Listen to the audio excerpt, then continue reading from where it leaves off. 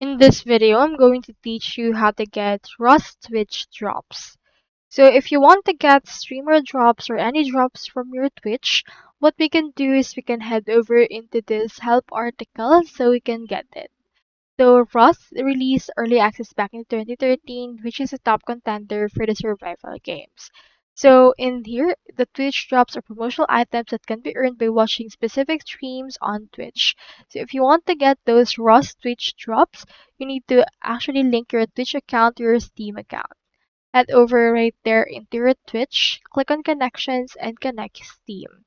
Now, once you're there, watch a designated Rust streamer, and from in there, you can start watching those Twitch to earn drops.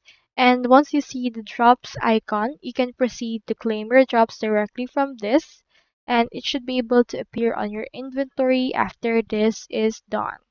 So keep in mind that you need to restart your game for the drops to appear on your inventory, so take note of that as well.